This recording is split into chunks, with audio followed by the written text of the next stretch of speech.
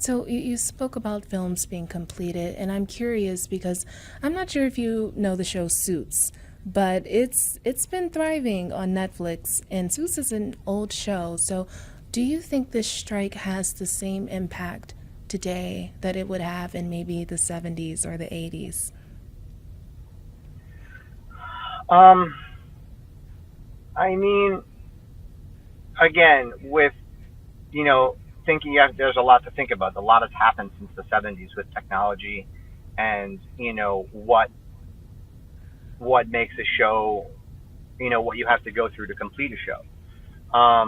And again, I think just like in the '70s and to now, it is the people behind the scenes that truly make the magic happen. So without us working, I think the strikes will have the same effect because Oh, I nothing is see. getting made and nothing is being done. All they can do is go backwards and rely on what they have stored, and that Hmm. will eventually run out a lot quicker than they think.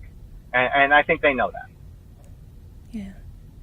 Well, Paul, I understand you've talked about your own experience quite a bit. Are there any other experiences that you're willing to share? You don't have to name names about how this strike is impacting people. I mean, look, I know people that are talking about having to sell their houses, having to pull their kids out of daycare, because they're at home. So they're like, well, why am I going to pay for daycare when I'm staying at home, and that's it's a big expense. So people are really, I know people that are starting to change their way of life because of this strike, and not for, I don't want to say not for the worse, but they're definitely not doing it because it's the easy way. So, what are They're the doing it because they have. sentiments? What are the sentiments in Um, Hollywood right now? I think the sentiments in Hollywood for most people are the things that we're fighting for in the long run are worth the strike right now. Especially when it comes to stuff like AI. The future of that is less jobs for us if we don't fight for the right things right now. Okay.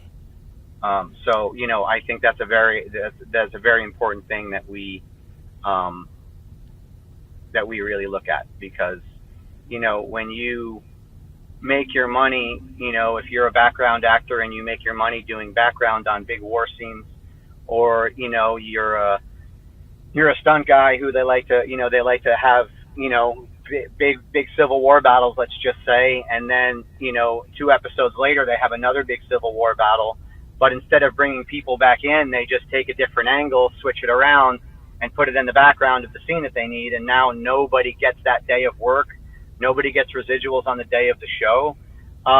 And when you have to make a certain amount of money to get your health insurance, those days are really, really important to get you to that goal so you can keep your health insurance.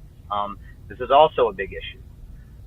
So every day that we lose of work is possibly the next year that we don't qualify for health insurance.